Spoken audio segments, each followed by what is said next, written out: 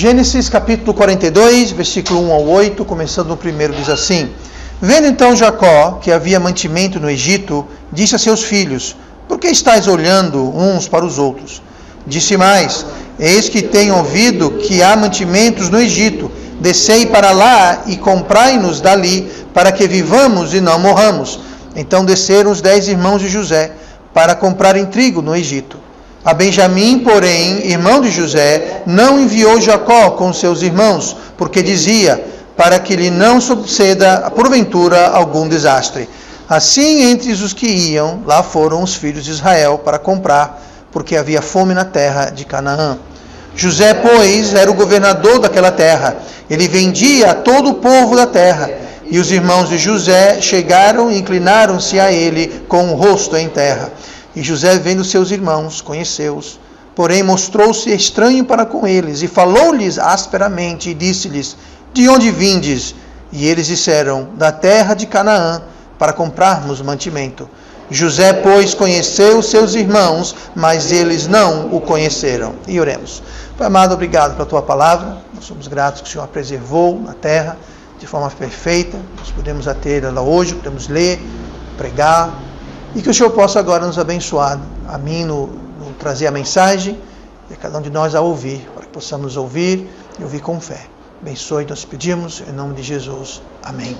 Vamos nos sentar então, e nós estamos voltando ao nosso estudo em Gênesis, começando um novo capítulo, capítulo 42, e junto com o novo capítulo nós temos um novo tema. Esse tema é muito importante, um tema muito prático na vida cristã, algo que a gente... que pode fazer toda a diferença na vida cristã, não só para a gente, mas a gente pode também passar esses ensinamentos adiante, é claro. E hoje o tema que nós vamos traçar em Gênesis 42 é o tema Acertando as Contas com o Passado. Acertando as contas com o passado. Existe, voando para esse mundo afora, uma noção, uma ideia de que Deus, ele é injusto e que Deus, ele é esquecido. Essa injustiça que eu me refiro é ligada com essa questão de esquecimento. As pessoas acham que Deus tem memória curta, que Deus esquece das coisas. Deus não esquece das coisas. Às vezes nós esquecemos as coisas. Nós somos muito bons em esquecer as coisas que nós fazemos de errado, mas Deus não esquece. Deus é Deus perfeito, Ele sabe de tudo, Ele é presente em todos os lugares, Ele é ciente de todas as coisas. E então esse tema de acertando as contas com o passado, ele é muito prático. E dentro desse tema, eu quero falar sobre o passado bate às portas. Nós vamos ver isso de modo geral e aplicar na vida de José, mas o passado bate às portas. Falamos aqui agora há pouco que Deus, ele é justo. A justiça, é um dos atributos de Deus. Deus não pode ser nada a não ser justo. Isso faz parte do seu ser. E não pode haver justiça sem que haja uma consequência pela injustiça. Se justiça existe, então todo ato de injustiça, todo ato que fere aquela justiça, demanda e pede alguma consequência para remediar, para neutralizar aquela injustiça. Então toda injustiça requer um ato de justiça. Marque bem isso para a gente entender muitas coisas sobre Deus. Cristo morreu na cruz, até aí não tem nenhuma novidade, mas ele morreu na cruz, por quê? Cristo morreu na cruz para pagar a nossa injustiça. Então veja bem, toda injustiça requer uma consequência, toda injustiça requer um ato de justiça. Então Cristo morreu na cruz, um ato de justiça para com a nossa injustiça. Cristo morreu por nós, o justo morreu pelo injusto, o inocente morreu pelo culpado. Agora, por que Cristo precisou morrer por nós para pagar a nossa injustiça? Porque a justiça que requer a nossa injustiça é uma justiça da qual nós não somos capazes de pagar, nós não somos capazes de fazer ou produzir tal justiça.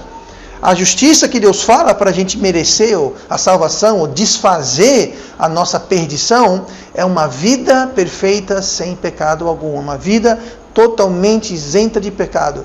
Agora, só existe uma pessoa que tem tal vida, essa pessoa chama-se Jesus Cristo, ele foi o único que andou nessa terra e nunca pecou sequer uma vez. Todos nós pecamos, Porque todos pecaram e destituídos estão da glória de Deus. Então todo mundo pecou, uns pecam mais, uns pecam menos, mas a questão é que todo mundo pecou. Então nós não temos como, mesmo dando a nossa vida, satisfazer a justiça de Deus, devido ao fato que nossa vida já está contaminada, digamos assim, nossa vida já está desqualificada, digamos assim. Então se você me prender, você se prender numa cruz, se martelar e você entregar a sua vida, não vai servir de nada, porque aquela vida, minha ou sua, ela está manchada, ela está maculada com o pecado, então ela não tem como fazer. Ou seja, se não fosse Cristo que viesse pagar o nosso pecado, estávamos todos perdidos, sem chance jamais de salvação. Agora, isso estamos falando de um preço, de uma consequência da injustiça que nós não podemos pagar. Agora, aquilo que nós podemos pagar, aquilo que nós podemos fazer, então cabe a nós fazermos isso. Não estou falando, é claro, sobre salvação. O tema é falando sobre acertando as contas com o passado. Nós temos a capacidade de acertar as contas com o passado. Às vezes o preço vai ser, às vezes não, sempre o preço vai ser mais caro do que a gente pensava, a consequência vai ser maior do que a gente imaginava, mas temos como acertar. Agora, quando nós podemos pagar o preço, então cabe a nós, Deus deixa conosco pagar o preço e arcar com as consequências. Existe a graça de Deus, existe a misericórdia de Deus. E essas duas coisas são muito importantes na economia de Deus, mas nós temos que entender que elas são distintas. Graça é uma coisa, misericórdia é outra coisa. A graça de Deus é quando nós recebemos algo que nós não merecemos. A graça de Deus é quando nós recebemos algo que nós não somos aptos ou não deveríamos, não fizemos nada para aquilo. Por exemplo, a salvação. Sois salvos pela graça. Salvação é pela graça. Por quê? Porque nós recebemos salvação sem a gente merecer. Nós recebemos salvação sem a gente ter feito nada. Nós recebemos salvação de graça, porque se fosse para a gente pagar, ninguém ia ser salvo. Já a misericórdia de Deus é diferente. A misericórdia de Deus é quando nós não recebemos aquilo que nós merecemos. A Bíblia fala que o salário do pecado é a morte. Então veja só, a misericórdia de Deus é quando, sendo nós pecadores, sendo nós aptos a receber a morte em suas várias formas e maneiras, em todas as áreas da nossa vida, em vez de receber essa morte que é oriunda do nosso pecado, Deus nos poupa. A misericórdia de Deus não deixa que o que a gente merece pelo nosso pecado recaia sobre nós. Então nós temos a graça e nós temos a misericórdia. A graça de Deus, ela depende do fornecedor daquela graça, ou seja, de Deus. Se uma coisa é de graça, se alguma coisa é gratuita, ela custa quanto? Para quem recebe, não custa nada, mas custa tudo para quem oferece. É como um presente. Você tem um presente, você que recebe o presente, você não vai pagar nada por aquele presente, mas quem está presenteando você, aquela pessoa sim vai pagar tudo, 100% daquele presente. Então a graça é quando Deus faz tudo. Agora Deus só age quando nós não podemos agir. Deus só faz aquilo que nós não podemos fazer. E como nós não podemos nos salvar, então Ele nos salva. Agora, trazer restituição e fazer restauração do erro que nós cometemos no passado, isso nós podemos fazer em muitos casos, e Deus espera que nós fazemos esse tipo de coisa. Então, eu quero hoje falar sobre o passado bate as portas, dentro do tema de acertando as contas com o passado. Então, eu quero falar primeiro como evitar esse acerto de contas. Como evitar o acerto de contas do passado? Todos nós aqui, uns mais do que outros, eu imagino, todos nós aqui, nós temos coisas que nós fizemos que nós não somos orgulhosos ou felizes que as fizemos no passado. Eu fui salvo aos 25 anos de idade. Eu sei, faz pouco tempo que eu sou salvo, alguns meses, eu entendo. É meio confuso isso, mas é o jeito. Mas entenda. Então, existem coisas que todos nós temos. Coisas que nós não somos orgulhosos, coisas que nós queríamos poder voltar ao tempo de fazer, mas não podemos. Existem coisas, mas essas coisas, elas vão voltar e elas vão nos morder. Existem coisas que nós fizemos depois que nós fomos salvos. Não estou apenas falando das coisas que fizemos antes da salvação, coisas que fizemos depois da salvação. Eu sou salvo há 25 anos. Então, pastor, você tem, não é da sua conta. Então, veja bem. Então, existem coisas que nós fizemos antes, coisas que fizemos depois, e essas coisas, nós temos como tratar delas, nós temos como evitar esse acerto de contas. Lá no versículo 7, diz assim, que nós lemos agora em Gênesis 42. E José, vendo seus irmãos, conheceu-os, porém mostrou-se estranho para com eles e falou-lhes asperamente e disse-lhes, de onde vindes? E eles disseram, da terra de Canaã para comprarmos mantimento. Veja só, Deus ele pode aguardar mais ou menos tempo para aplicar sua justiça. Pode ser que ela venha logo, pode ser que ela demore semanas, meses, anos, décadas, mas a justiça de Deus vai ser aplicada. Sempre vai ser aplicada. Ninguém foge, ninguém escapa desse acerto de contas com Deus. Eu estou falando de acerto de contas aqui na terra. Esse acerto de contas. Mais de 20 anos se passaram desde a última vez que José viu seus irmãos. A gente lembra que ele passou 13 anos preso, entre ser vendido como escravo e até sair da prisão, foram 13 anos, a Bíblia fala. E depois sabemos que passou-se mais 7 anos, os 7 anos das vacas gordas, nós sabemos disso. E aqui já estava faltando alimento, ou seja, os 7 anos já haviam se passado e começaram 7 anos de vacas magras. Então a gente não sabe exatamente se foi no primeiro ou no segundo ano, mas é um mínimo de 7 anos, então pelo menos 20 anos, talvez, 21, 22 anos talvez. Mas mais de 20 anos se passaram e só agora, depois de 20 anos, é que está vendo esse acerto de contas. Pode demorar, como eu disse, semana, meses, anos ou décadas. Mas sempre haverá esse acerto de contas com o passado. E aqui foi a vez dos irmãos de José, quando passado, lá 20 anos atrás, veio bater na porta deles. Veio fazer essa cobrança. A única ressalva que a gente tem para escapar desse acerto de contas da justiça de Deus é quando existe o arrependimento. Estamos falando aqui sobre o arrependimento de verdade, o verdadeiro, sincero, de coração. Arrependimento é necessário para que haja misericórdia. Amém. Muita gente confunde e acha que tem que ter arrependimento para que haja graça. Não, de modo algum. Graça, ela é livre, não requer nada. O próprio nome diz, é graça, é um dom gratuito. O arrependimento que eu me refiro é o arrependimento real, uma mudança real. O arrependimento para a salvação, o arrependimento para a graça, é uma mudança de mente. Vamos falar um pouquinho mais sobre esses dois termos. A Bíblia usa duas palavras para se referir ao arrependimento, mas o arrependimento que estamos falando para a salvação, é um arrependimento que envolve uma mudança de mente, uma mudança de coração. Você cria numa coisa para a salvação, e você conhece a verdade, você deixa de crer naquilo, e você começa a crer no verdadeiro evangelho, na verdadeira salvação em Cristo. Mas sem arrependimento de verdade não há misericórdia. Agora, o que seria esse arrependimento de verdade? Esse arrependimento de verdade, veja bem, não é remorso. Arrependimento de verdade não é um sentimento de remorso que nós sentimos pelo pecado. Há exemplo de Judas. Judas é a única pessoa na Bíblia que nós podemos falar com toda certeza, sem sombra de dúvida, que não é salvo e está no inferno hoje. Nós sabemos, Jesus falou que ele era o filho da perdição. Então temos muitas pecinhas na Bíblia que a gente pode achar, deduzir, levar a crer que talvez não tinha grandes chances de ser salvo. Mas certeza absoluta, Judas, sem dúvida alguma. E a Bíblia fala, se você olhar comigo lá em Mateus 27, versículo 3, a gente vê aqui o que não é arrependimento. Esse arrependimento aqui de Judas. Fala assim, Mateus 27, versículo 3.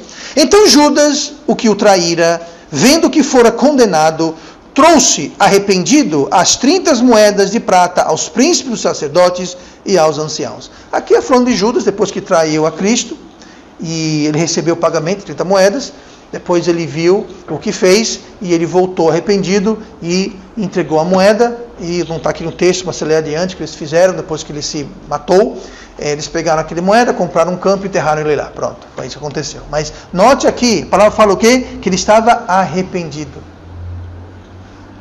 Ele estava arrependido. Ué, mas não se arrependeu? Então por quê? Por que então ele não está tudo certinho com ele?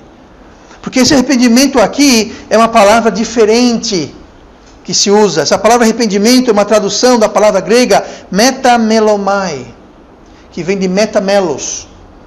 Meta, nós sabemos que quer dizer mudança. Melos significa posição ou situação. Metamelomai significa que houve um arrependimento, houve uma mudança na situação dele, houve uma mudança do interesse dele, houve uma mudança em que aquilo que ele fez se voltou contra ele. Ou seja, aqui ele está triste pelas consequências do pecado na vida dele, ele está triste porque ele foi descoberto e exposto, e o que aquilo vai significar para ele. Isso não é arrependimento, isso é remorso. Remorso é quando você é descoberto, remorso é quando você faz uma coisa de errado e você foi descoberto, você foi, as consequências recaíram sobre você, você não está arrependido do seu pecado, você está com remorso porque você foi descoberto e o preço pelo qual você está pagando agora. Isso não tem nada a ver com arrependimento bíblico. Isso é aquela pessoa que foi presa, julgada, condenada, encarcerada e está na cadeia. Ai, mas que bobagem que eu fiz. Por que eu fiz aquilo? Eu deveria ter planejado melhor. Próxima vez eu vou ter mais cuidado. Pronto. Isso não é arrependimento, gente. Isso é remorso. Ele está triste porque está preso. Não está triste pelo erro que cometeu. Ele está triste porque foi pego com a mão na botija. Não está triste pelo pecado, não está triste pelo sofrimento que causou, não está triste porque transgrediu a lei de Deus, não está triste pelo erro, está triste pela consequência da descoberta do erro. Isso não é arrependimento e isso não livra ninguém desse acerto de contas com Deus. Deus não aceita esse tipo de arrependimento. É um arrependimento, entre aspas, superficial, é um arrependimento egocêntrico, e é destrutivo porque ele não leva de volta a Deus. É um arrependimento que lhe afasta mais ainda de Deus. Em vez de você tomar aquela tristeza e usar aquilo para você ser levado a Deus, aquilo lhe afasta de Deus, endurece o coração e o seu segundo estado é pior do que o primeiro. Mas note, essa palavra que é usada aqui, essa palavra que eu falei, metamelomai, ela é usada 5 vezes no Novo Testamento. E é diferente da outra palavra que é usada 32 vezes, fora os seus derivados, que é a palavra metanoiel, metanoia. Meta, mais uma vez, é mudança, noia quer dizer mente. Então, essa outra palavra, traduzida como arrependimento, metanoia, ela significa uma mudança de mente devido ou como resultado de uma mente agora esclarecida e iluminada. Ou seja, você recebeu luz, verdade, iluminação, e aquilo fez você mudar de mente, meta, uma mudança. Sua mente mudou, você pensava, cria, raciocinava de um jeito, agora você pensa, crê de outro jeito, porque a sua mente mudou. Ou seja, vamos voltar para o preso lá encarcerado. Uma verdadeira arrependimento verdadeiro que estamos falando, não é aquele que o preso fala, é porque eu não tomei mais cuidado, eu fui pego, agora estou aqui. Não, é aquele que fala, eu estou aqui porque eu mereço estar aqui, porque eu errei, eu cometi uma ofensa, eu cometi um pecado, eu não deveria ter feito aquilo, e se Deus me ajudar, eu mais nunca quero cometer aquilo de novo. Amém. E eu vou tomar medidas para que não aconteça. Eu não vou andar com as pessoas erradas, eu não vou me colocar no lugar de tentação, eu vou evitar tudo que me leva àquilo. Isso é uma metanoia. Você mudou, você pensa, raciocina. E diga uma coisa, a fé começa onde? Na mente. Mente, coração, ação. Tiago fala que uma fé morta é o quê? É uma fé que não tem obras. Então, se tudo começa pela mente, tem que haver, para que haja boas obras, uma fé que é evidenciada pelas obras que Tiago fala, primeiro começa onde? As obras começam na mente. Por isso tem que haver uma mudança de mente, uma metanoia, não uma metomelomai, que é uma mudança de posição. Você agora está preso e você não gosta disso, não tem nada a ver com a sua mente. A sua mente está do mesmo jeito. Na sua mente, quantas vezes você ouve um preso falando, eu fiz um erro, quando eu sair daqui, eu vou roubar de novo, vou matar de novo, vou fazer tudo de novo. Alguém já ouviu isso? Por quê? A mente mudou? Não, a mente não mudou. Ele está triste porque não pode estar fazendo aquele erro ainda, porque está preso. Mas assim que ele soltar, assim que eu fugir, assim que eu for solto, eu vou fazer tudo de novo. Não mudou nada, gente. Esse tipo de arrependimento não é arrependimento que nos livra desse acerto de contas. Que nos salva desse acerto de contas. Que nos traz a misericórdia de Deus. O que não é arrependimento de verdade? Dramaturgia, Outra palavra para dramaturgia é hipocrisia. Aquela pessoa que ao ser descoberto faz aquela cena, faz aquele drama. É choro, é pranto, é ui, ui, ui, é ai, ai, ai. Mas é só fachada, gente. Porque o coração está do mesmo jeito. Metanoia muda o coração. Sabe por que muda o coração? Porque quem muda o coração não somos nós. Quem muda o coração é Deus. O ser humano é incapaz de mudar o seu coração. O coração do homem ele é mau, perverso. Quem o conhecerá? Diz lá em Jeremias. Quem vai mudar o nosso coração é Deus. E Deus só muda o coração pela misericórdia dele. Misericórdia. Agora, misericórdia tem um pré-requisito, como nós estamos vendo aqui. Mas o arrependimento de verdade é quando há um reconhecimento real do pecado.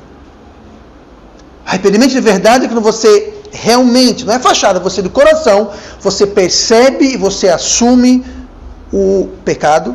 É quando existe uma tristeza e quebrantamento pelo agravo que foi feito para com Deus e as pessoas envolvidas.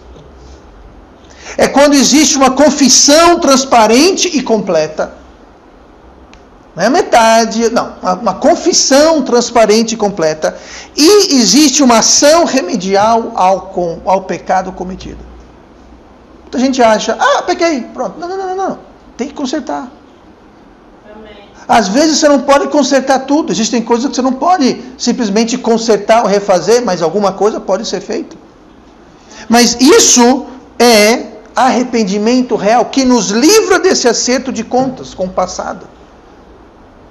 Sem arrependimento de verdade, de coração, sim haverá um acerto de contas. Esse acerto vai ser muito mais caro do que você pensava ou achava. E nós podemos ver esse arrependimento de verdade em alguns trechos daqui da Bíblia. Eu vou ler apenas alguns. Provérbios 28:13. 28:13 de Provérbios fala assim: o que encobre as suas transgressões nunca prosperará, mas o que as confessa e deixa alcançará misericórdia. Veja só que a misericórdia ela está condicionada a confessar e deixar.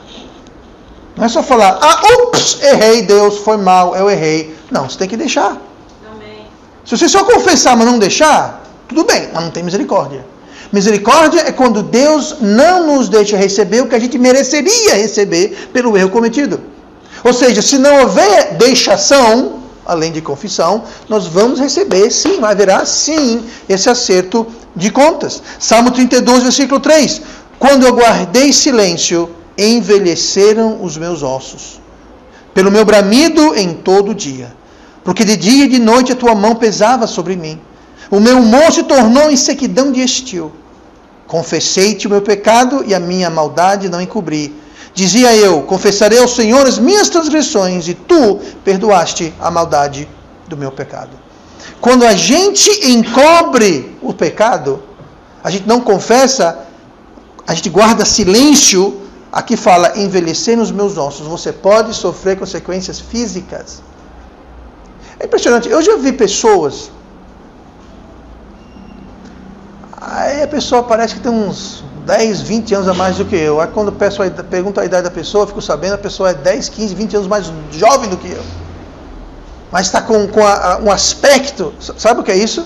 Pode ser isso aqui, gente. Quando guardei o silêncio, envelheci nos meus ossos. Quando a gente não confessa, a gente guarda, a gente se recusa a confessar a Deus aquele pecado, a gente se recusa a assumir aquilo, a Bíblia fala aqui, envelhecer nos meus ossos. Você envelhece de dentro para fora. De dentro para fora. E alguém está com controle do ar? Não, porque não está aqui comigo. Irmão. Que mais? 1 João 1,8. Se dissermos que não temos pecado, enganamo-nos a nós mesmos e não há verdade em nós. Se confessarmos os nossos pecados, Ele é fiel e justo para nos perdoar os pecados e nos purificar de toda injustiça. Então veja bem, mais uma vez, se a gente não confessa o pecado, a gente não está enganando ninguém, gente. Estamos enganando, sabe quem? Nós mesmos. Que a Deus ninguém está enganando. Então, quando o crente peca e não se arrepende, não confessa, não deixa, o que acontece é que não haverá progresso ou prosperidade. Essa prosperidade aqui não é com esse cifrão não, tá? você não vai ter progresso na sua vida. Não vai ter progresso. Você não vai ter misericórdia. Você não vai ter paz, nem fisicamente, nem mentalmente, nem espiritualmente. Aqui nós lemos sobre guardei silêncio, os ossos envelheceram. Fala que o meu humor se secou. Então, fisicamente, o humor está falando sobre o estado mental da pessoa. Aqui lemos em 1 João 1 que Deus é fiel e justo para nos perdoar e nos purificar da injustiça. Espiritualmente ser purificados. Então entenda, a gente não vai ter paz física, a gente não vai ter paz mental, nós não vamos ter paz espiritual. Por quê? Porque nós estamos nos recusando a confessar e deixar aquilo. E se a gente insistir, o resultado é esse, a gente vai se quebrar.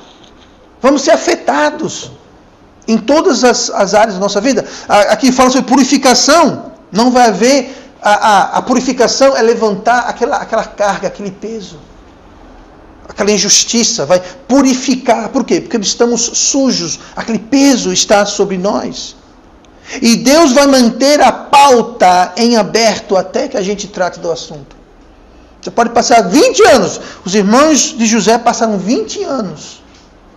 Eles simplesmente voltaram para casa e disseram: pai, é o seguinte, José, um animal selvagem pegou ele, matou, devorou ele, está aqui, lembra aquele casaco de várias cores que o Senhor fez para ele? Está aqui, todo rasgado e manchado de sangue. Eles contaram aquela mentira. Na verdade, venderam José para os comerciantes de escravos. E passaram-se 20 anos e ninguém mais fala sobre o assunto. Interessante que venderam por 30 peças de prata, igual Judas vendeu por 30 peças de prata. Não é coincidência, não.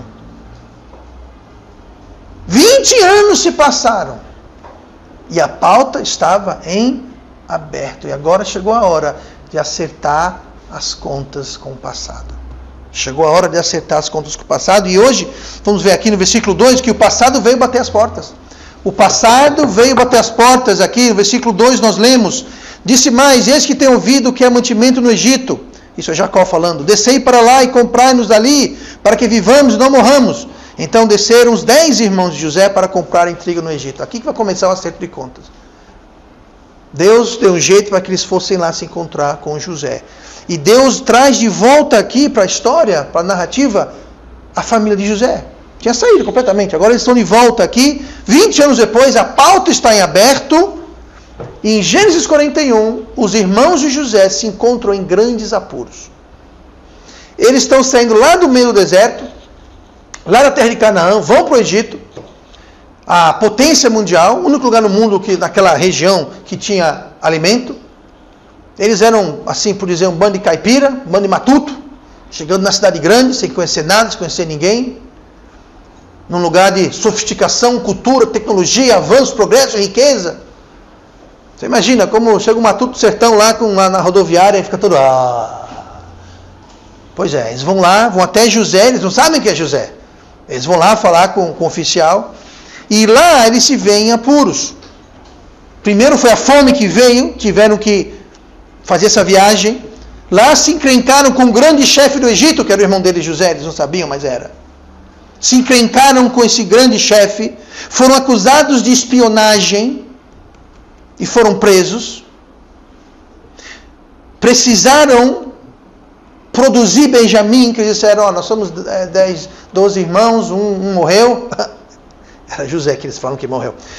E tem um outro, o Benjamim. José falou, eu quero o Benjamim aqui, eu quero ver esse Benjamim. Tiveram que agora voltar e trazer o caçula. E na volta descobriram que alguém plantou ouro na bagagem deles, dos quais eles seriam acusados de ter roubado. Então veja bem, eles chegaram lá, um bando de matuto trazer comida. Se encrencaram, foram presos, subsequentemente foram acusados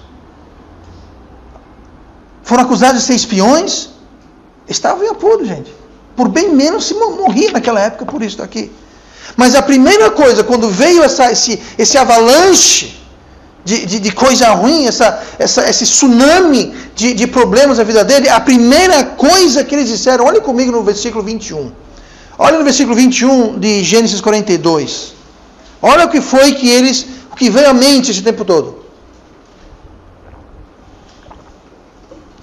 Versículo 21. Então disseram uns aos outros: na verdade, somos culpados acerca de nosso irmão. Que irmão? José, que eles haviam vendido, disseram que mataram.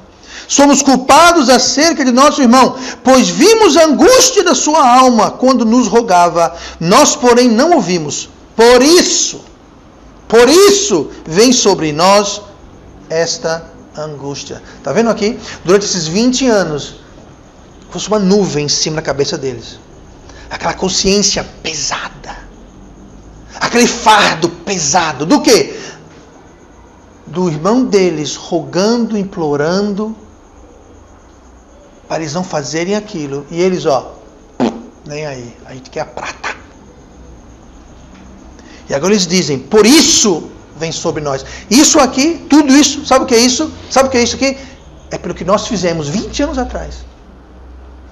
O que nós fizemos com o nosso irmão. Somos culpados acerca do nosso irmão. 20 anos viveram. 20 anos se passaram.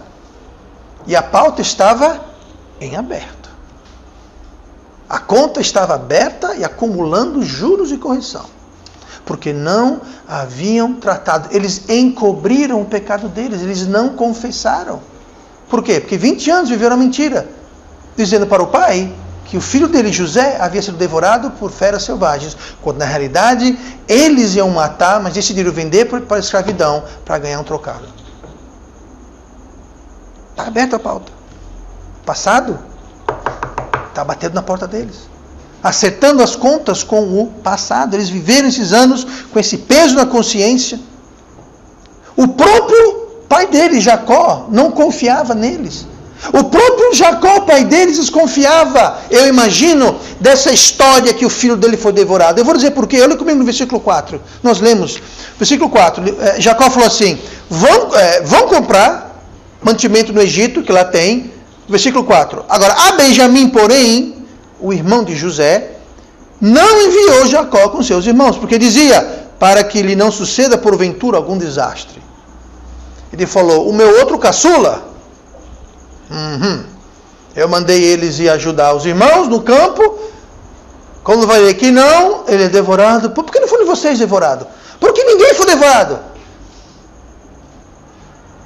Somos fazendeiros e pastores de animais aqui, anos e anos e anos. Nunca teve visto. Que história é essa aqui? Logo, meu filho, o meu favorito, foi devorado. Ele falou: olha, Benjamim vai ficar.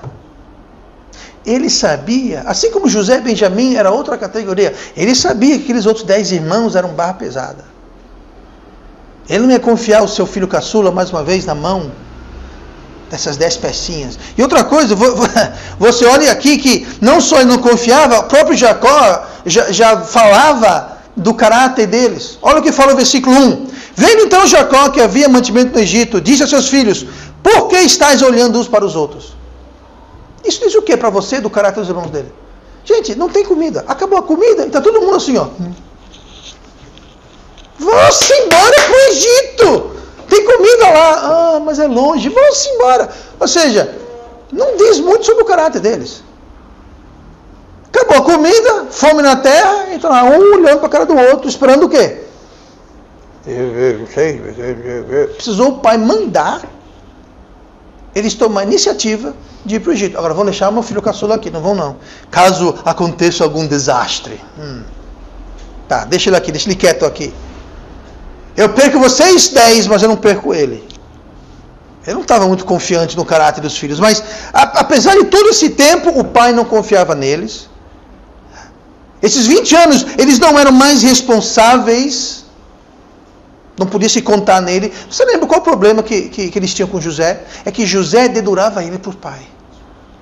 José, quando via os outros irmãos fazendo o que não deviam, ele apontava para o pai. Isso era um dos motivos que eles odiavam tanto a José. Porque José contava para o pai das peripécias dos irmãos. E eles continuam, depois de 20 anos não mudaram. 20 anos estão lá ainda, um olhando para a cara do outro. 20 anos passaram e o pecado pairava sobre os seus corações. Se não houver arrependimento de verdade, não haverá mudança, porque quem muda o coração é Deus, e Deus só muda na sua misericórdia, e a misericórdia de Deus só vem quando a gente confessa e deixa. Agora, quando a gente faz o oposto, que é encobrir a transgressão, Provérbios 28:13, o que encobre as suas transgressões nunca prosperará, mas os que confessam e deixam alcançará misericórdia. Misericórdia é Deus nos transformando, nos mudando. Não que a gente mereça. O que a gente merece é o salário do pecado, que é a morte, mas a misericórdia de Deus, quando existe arrependimento, confissão e deixar, então Deus transforma de dentro para fora. Agora, quando não há isso, então os ossos, como nós lemos aqui, quando eu guardei silêncio, envelheceram os meus ossos. Os ossos estão lá dentro. Ou seja, é de dentro para fora. Ou Deus nos transforma de dentro para fora, ou a gente encobre a nossa transgressão e a gente envelhece, a gente seca, a gente acaba de dentro para fora. E a pauta fica em aberto. Aqui passaram-se 20 anos. E por não haver havido arrependimento por parte dos irmãos de José, agora chegou a hora de acertar as contas. Sempre chegará a hora. Sabe, aqui foram 20 anos. Muita gente pinta, borda, faz alguma coisa, aí passa 2 dias, a pessoa acha, estou livre. Faz uma semana, 20 anos passaram-se. 20 anos. E não foram 20 anos uma maravilha, não. 20 anos eles passaram com aquilo pairando sobre eles. Mas depois de 20 anos Deus falou, ok, agora está pronto. Agora vamos acertar essas contas. E Deus então começou a mexer o seu plano. E sempre haverá um acerto de contas com os crentes que não tratam dos pecados cometidos. Sempre. Entenda, Jesus pagou nosso preço da nossa salvação. Agora, a consequência dos nossos pecados, a gente vai ter que arcar, ou podemos nos lançar na misericórdia de Deus, confessando e deixando, e não encobrindo, porque quem encobre não prosperará, mas o que confessa e deixa, alcançará misericórdia. Quanto maior o pecado, maior necessidade de tratar. Quanto maior o pecado, maior são as consequências, que certamente virão. Mas eu sou salvo, meus pecados estão debaixo do sangue, estão perdoados. Sim, para a sua salvação. Mas você não está no céu ainda, está aqui na terra. Lembra que nós vimos na vida de Isaac, no estudo aqui de Gênesis, o que na terra se faz, na terra se paga. Lembra como Jacó, o pai de José, ele trapaceou o irmão da sua herança. Aí o que aconteceu? Ele foi trapaceado pelo sogro. Por quê? O que você faz aqui você paga, na mesma moeda, do mesmo jeito. Tá? A única exceção onde não há isso é quando alguém não é filho de Deus, quando alguém não é salvo. Porque quando alguém não é salvo, aquela pessoa já está condenada. Lá em Hebreus capítulo 6 fala o quê? Porque Deus açoita todo aquele que recebe por filho. Se recebeis disciplina, sois tratados como filho. Mas se estáis sem disciplinas, então não são filhos, mas bastardos. Então alguém que é perdido, ele pode sim viver, fazer, pintar e bordar, e pode ser que não tenha nenhuma grande consequência aqui, nenhum acerto de contas aqui nessa vida. Mas no porvir, tem um lago de fogo esperando por ele. Mas para aqueles de nós que somos salvos, que nunca vamos ver ou estar no lago de fogo, a gente tem que acertar aqui. É aqui que a gente vai acertar. Jacó era salvo. Aquilo que ele fez contra o irmão foi feito contra ele pelo seu sogro. E assim, consequentemente. E sucessivamente. Então, quando você vê alguém... pastor, mas eu conheço um crente que pintou, bordou, fez, e está na maior alegria, não tem nenhum problema. Então se pergunte, é crente? É filho de Deus? Porque a Bíblia fala que Deus disciplina, que Deus açoita, e que se há disciplina é uma prova de que somos filhos de Deus. E quando não há disciplina, é uma prova, evidência de que nós não somos filhos de Deus.